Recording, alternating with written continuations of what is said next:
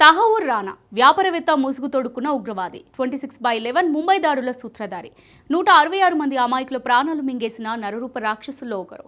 ప్రస్తుతం ఇతడు అమెరికా జైల్లో ఉన్నాడు. చాలా కాలంగా రానాను ఇండియాకు రప్పించే ప్రయత్నాలు జరుగుతున్నాయి. కానీ అమెరికా చట్టాల్లోని లొసుగులను అడ్డుపెట్టుకుని ఇండియాతో గేమ్ ఆడాడు. ఇప్పుడు ఆట ముగిసిపోయింది. ఈ కిరాతకుడిని భారత్కు అప్పగించడానికి లైన్ క్లియర్ అయిపోయింది. అయితే రానా విషయంలో భారత్ చేయాల్సింది ఇంకా అయిపోలేదు. రానా మన దేశానికి వచ్చిన తర్వాత అసలు కథ మొదలవుతుంది. ఇంతకు తహవూర్ రానాను ఇండియాకు తీసుకొచ్చిన తర్వాత ఏం జరుగుతుంది?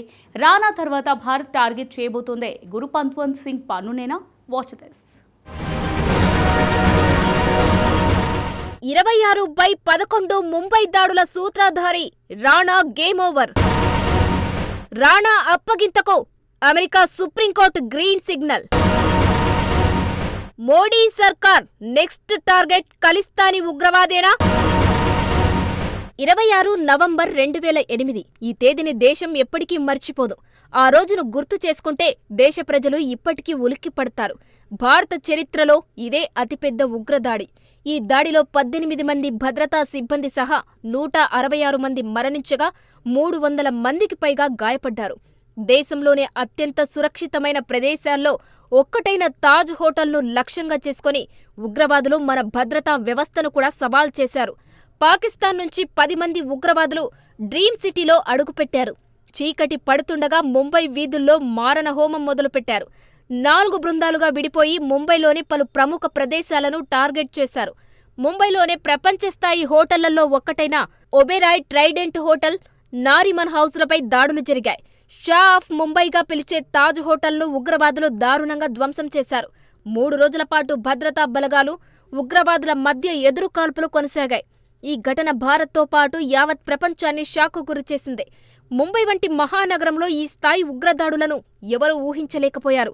అలా ఎవరి ఊహకు అందకుండా ఉగ్రదాడికి ప్లాన్ చేసిన వారిలో ఒకడే తహవూర్ రానా. తహవూర్ హుస్సేన్ రానా పాకిస్తాన్ సంతతికి చెందిన కెనడియన్ వ్యాపారవేత్త. ముంబై దాడుల కుట్రకు సంబంధించి ఇతడిపై అనేక ఆరోపణలు ఉన్నాయి. పాకిస్తాన్కు చెందిన అమెరికన్ ఉగ్రవాది డేవిడ్ కోల్మన్ హెడ్లీతో రానాకు సంబంధాలున్నాయి. ముంబై ఉగ్రదాడుల వెనుక ప్రధాన కుట్రదారుల్లో డేవిడ్ హెడ్లీ ఒకడు. రానా నవంబర్ 11, 2008న భారత్కు వచ్చి నవంబర్ 21 వరకు దేశంలోనే ఉన్నారని ముంబై పోలీస్ క్రైమ్ బ్రాంచ్ ఛార్జిషీట్లో పేర్కొంది. అంతేకాదు, పొవాయిలోని ఓ హోటల్లో 2 రోజులు రానా గడిపినట్టు ఆధారాలున్నాయి. ఉగ్రదాడిలో రానా పాత్ర ఉందని కొంతమంది వాంగ్మూలాలతో పాటు అతనిపై డాక్యుమెంటరీ సాక్ష్యాలు పోలీసుల దగ్గర ఉన్నాయి. Pak American terrorist David Coleman హెడ్లీతో కలిసి ముంబై ఉగ్రదాడులకు తహవూర్ రానా కుట్ర పన్నాడని చెప్పడానికి ఇంతకంటే సాక్ష్యాలు అవసరం లేదు. పైగా నకిలీ డాక్యుమెంట్ల ద్వారా భారత టూరిస్టు వీసా పొందడంలో హెడ్లీకి సహకరించింది కూడా తహవూర్ రానానే. లష్కరే తోయిబా ఉగ్రవాదులకు రానా సహకరించాడని ముంబై క్రైమ్ బ్రాంచ్ పోలీసులు ఎప్పుడో చెప్పారు. ఇది మాత్రమే కాదు, హెడ్లీ రానా మధ్య ఈమెయిల్ల సంభాషణలు కూడా క్రైమ్ బ్రాంచ్కు అందాయి. ఈ ఈమెయిళ్లలో ఒకటి ముంబై ఉగ్రవాద దాడులకు సంబంధించింది. అందులో హెడ్లీ మేజర్ ఇక్బాల్ ఈమెయిల్ ఐడిని అడిగాడు.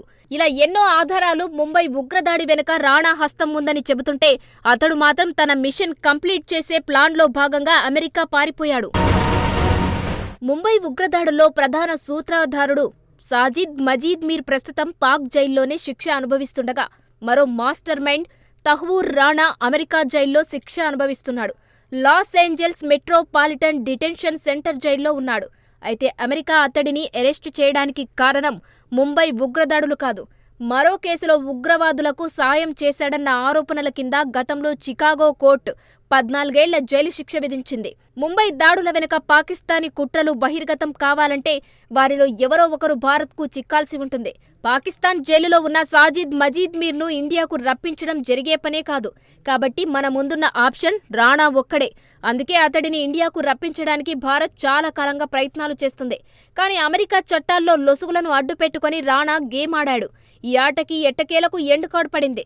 రానాను భారత్కు అప్పగించడానికి అమెరికా సుప్రీంకోర్టు గ్రీన్ సిగ్నల్ ఇచ్చింది.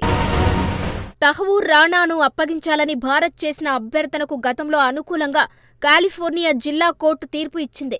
భారత్, అమెరికా మధ్య ఉన్న నేరస్తుల అప్పగింత ఒప్పందానికి అనుగుణంగా కోర్టు ఈ ఆదేశాలిచ్చింది. అయితే ఈ ఆదేశాలను సవాల్ చేస్తూ రానా ఫెడరల్ కోర్టులతో సహా పలు పిటిషన్లు వేశాడు. చివరగా 2024 నవంబర్ 13వ తేదీన సుప్రీంకోర్టులో రిట్ ఆఫ్ సెర్సియోరరీ దాఖలు చేశాడు. డిసెంబర్ 16వ తేదీన వాదనలు జరిగాయి. కింది కోర్టులో లేదంటే ట్రిబ్యునల్లో తమ అధికార పరిధిలో ఉండేలా చూడడం ఈ రిట్ ఉద్దేశం. కింది కోర్టులు, ట్రిబ్యునల్లు వెలువరించిన ఉత్తర్వులను రద్దు చేయడానికి ఈ రిట్ను జారీ చేస్తారు. కాలిఫోర్నియా కోర్టు ఆదేశాలు అమెరికా భారత్ నేరస్తుల అప్పగింత ఒప్పందాన్ని 2 రకాలుగా ఉల్లంఘిస్తుందని రాణా తరపు అటార్నీ వాదించాడు. ఈ కేసులో ఇప్పటికే రాణాను ఇల్లినాయిస్ కోర్టు నిర్దోషిగా పేర్కొందనే విషయాన్ని సర్వోన్నత న్యాయస్థానం దృష్టికి తీసుకెళ్లాడు. అమెరికాలో ఈ కేసుకు సంబంధించి అపరాధిగా తేలినా లేదంటే నిరపరాధిగా నిరూపించినా అమెరికా భారత్ ఒప్పందం ప్రకారం సదరు వ్యక్తిని అప్పగించడం కుదరదని రాణా తరపు అటార్నీ వాదించాడు.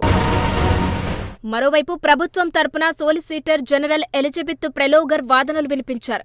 భారత్ అభియోగాలను ఇల్లినాయిస్ పరిగణలోనికి తీసుకొని ఉండకపోవచ్చు అని, కాబట్టి ఆ దేశానికి అప్పగించే విషయంలో రాణాకు ఎలాంటి ఉపశమనం ఇవ్వకూడదని కోర్టును కోరారామె. అలాగే ఈ కేసును ప్రత్యేకమైందిగా పరిగణించాలని ఆమె కోరారు. దీంతో రాణా వాదనలను తోసిపుచ్చిన కోర్టు అతడి పిటిషన్ను కొట్టేస్తూ జనవరి 21వ తేదీన తీర్పు ఇచ్చింది. అయితే కోర్టు దానిని తిరస్కరించడంతో మళ్లీ రివ్యూ పిటిషన్ దాఖలు చేశాడు. ఇప్పుడు దానిని కూడా కోర్టు తోసిపుచ్చింది. దీంతో అతని ముందు దారులు మూసుకుపోయాయి. న్యాయపరమైన ప్రక్రియ పూర్తయిన తర్వాత మరికొన్ని నెలల్లో అతడిని భారత్కు అప్పగించే అవకాశముంది. అదే జరిగితే పాక్ వెన్నులో వణుకు మొదలవడం ఖాయం. ఎందుకంటే రాణా నోరు తెరిస్తే భారత్లో పాక్ ఉగ్రకుట్రల డొంక కదులుతుంది. ఇప్పటికే అంతర్జాతీయ వేదికలపై పాకిస్తాన్ ఉగ్రకుట్రలను కళ్లకు కట్టినట్లు చూపిస్తున్న భారత్కు తహ్వూర్ రాణా ఇచ్చే సమాచారం మరింత కలిసొస్తుంది. అన్నిటికి మించి తహ్వూర్ రాణాను శిక్షించడం ద్వారా ముంబై దాడుల బాధితుల కుటుంబాలకు న్యాయం జరుగుతుంది. ఒక రకంగా ఇది భారత్ సాధించిన విజయంగానే చూడాలి. కానీ ఇండియా చేయాల్సిన మరో పని కూడా ఉంది.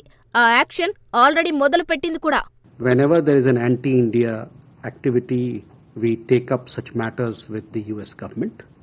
So we will continue to raise such issues with the US government which have a bearing on our security, which have an anti-India agenda.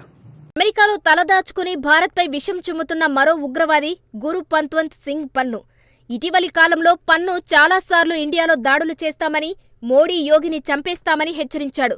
Prayagraj మహాకుంభమేళాలో కూడా విధ్వంసం సృష్టిస్తానని వార్నింగ్ ఇచ్చాడు. కెనడాలో హిందువులంతా దేశం విడిచి వెళ్లిపోవాలని కొన్ని రోజుల క్రితమే హెచ్చరించాడు. ఇటీవల ట్రంప్ విక్టరీ పార్టీలో కనిపించి ఖలిస్తాన్ అనుకూల నినాదాలతో రెచ్చిపోయాడు. ఈ వ్యవహారం మోడీ ప్రభుత్వం దృష్టికి వచ్చింది.